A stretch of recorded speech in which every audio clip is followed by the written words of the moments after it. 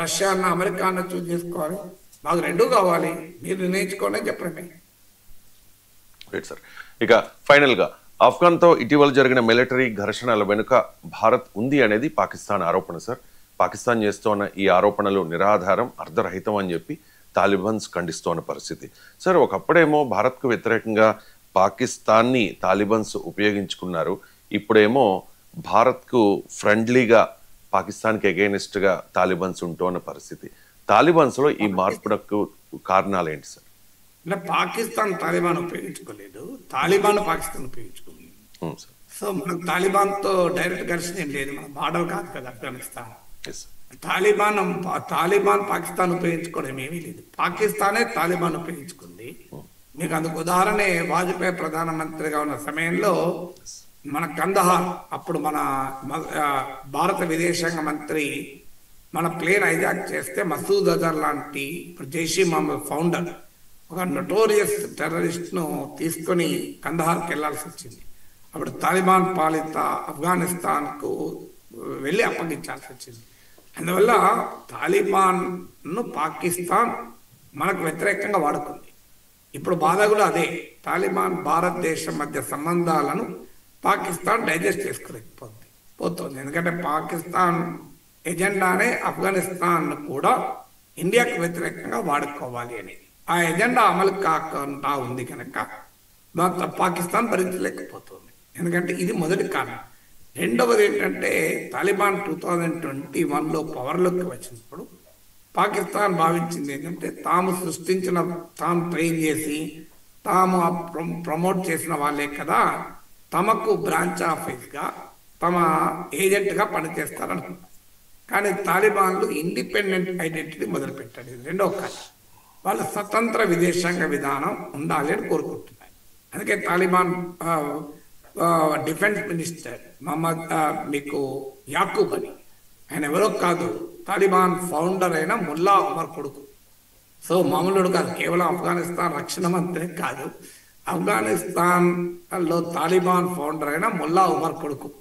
So ఆయనే చెప్తున్నాడు it is unacceptable, illogical అని, అర్థం లేని వాదన, అసలు దీన్ని మేము అంగీకరించము, ఇది నిజం కాదు, నిరాధారమైంది అని తాలిబాన్ వ్యాఖ్యానించింది. మాకు పాకిస్తాన్కు మధ్య జరుగుతున్న ఘర్షణలు భారత్కు సంబంధం లేదు అని. ఇదేం కొత్త కాదు. బెలూచిస్తాన్లో తిరుగుబాటు జరిగితే ఇండియానే బ్లేమ్ చేసింది పాకిస్తాన్. తెహ్రీక్ తాలిబాన్ ఖైబర్ పఖ్తూన్ఖ్వా స్టేట్లో పాకిస్తాన్ పైన దాడులు జరుపుతుంటే పాకిస్తాన్ పోలీస్ పైన, పాకిస్తాన్ ఆర్మీ పైన, మన పైన వేసింది. కారణం ఈవెన్ పాక్ ఆక్యుపైడ్ కాశ్మీర్లో ప్రజలు నిరసన జరిపితే మననే బ్లేమ్ చేస్తుంది. ఇక్కడ పాకిస్తాన్కి వేరే పని లేదు, వాళ్ళు ఇండియాను బ్లేమ్ చేస్తూ మనుగడ సాధించేటువంటి దేశం అది. భారత్ పట్ల దేశంతోనే బతుకుతుంది, వాళ్ళకి వేరే పనే లేదు, వేరే జీవమే లేదు. పాకిస్తాన్ పుట్టింది, ఇప్పటికీ బతుకుతున్నది యాంటీ ఇండియా ఫీలింగ్ పైన. ఇండియా అలా కాదు, మాకు పాకిస్తాన్ ఆబ్సెషనే కాదు, we just don't care Pakistan. మనం వరల్డ్ లీడర్ కావాలనుకుంటున్న దేశం, మనకు పాకిస్తాన్ ఉన్నటువంటి సమస్య. సో అందువల్ల ఎప్పుడైతే తాలిబాన్ ఇండిపెండెంట్ ఫారెన్ పాలసీని అనుసరించడం మొదలుపెట్టిందో, మరీ ముఖ్యంగా ఇండియాతో అవుట్ రీచ్ మొదలుపెట్టిందో, పాకిస్తాన్ డైజెస్ట్ చేసుకోలేకపోతుంది. ఇది మొదటి కారణం. పాకిస్తాన్ తెలియదు అసలు సమస్య ఏంటి, మనతో సంబంధం ఏంటి, ఆఫ్ఘనిస్తాన్ పాకిస్తాన్ల మధ్య గొడవలకు మనకు సంబంధమే లేదు. ఏంటి సమస్య? టెహ్రీక్ తాలిబాన్ పాకిస్తాన్.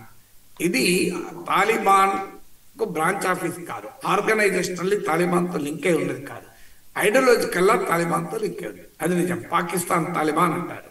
సో ఇప్పుడు మావోయిస్టులు నేపాల్లో ఉంటారు, ఇండియాలో ఉంటారు, ఆర్గనైజేషన్ లింక్ ఏం లేదు, కానీ అక్కడ ఐడియాలజికల్గా కామనాలిటీ మాత్రమే. సో అలాగే మీకు పాకిస్తాన్ ఏమంటుందంటే ఆఫ్ఘనిస్తాన్లో ఉన్న తాలిబానే వీళ్ళని ప్రోత్సహించి మా పైన దాడులు చేయిస్తుంది అని. కానీ తాలిబాన్ ఏమంటే మాకు సంబంధం లేదు అంటది.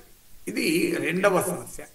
సో ఈ మధ్య కాలంలో అసలు ఇప్పటికే 2025లోనే 2400 మంది చనిపోయారు.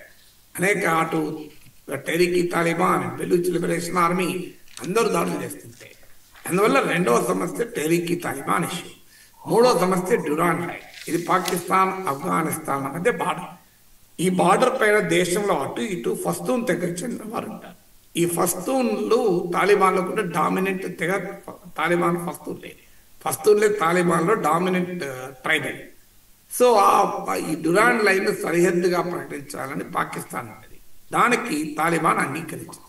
ఎందుకంటే పస్తూన్ తెగ జాతికి చెందిన వారు ఇటు అటు ఉంటారు కనుక వాళ్ళని డివైడ్ చేయడానికి వాళ్ళు అంగీకరించడానికి రెడీగా లేరు. నాలుగవది పాకిస్తాన్ ఇటీవల ఆఫ్ఘనిస్తాన్ శరణార్థులందరినీ వెనక్కి పంపించింది. తాలిబాన్ దానికి అంగీకరించలే. వాళ్ళందరినీ తమ దేశానికి తిరిగి తీసుకోవటానికి వాళ్ళు అంగీకరించలే. అది నాలుగవ సమస్య.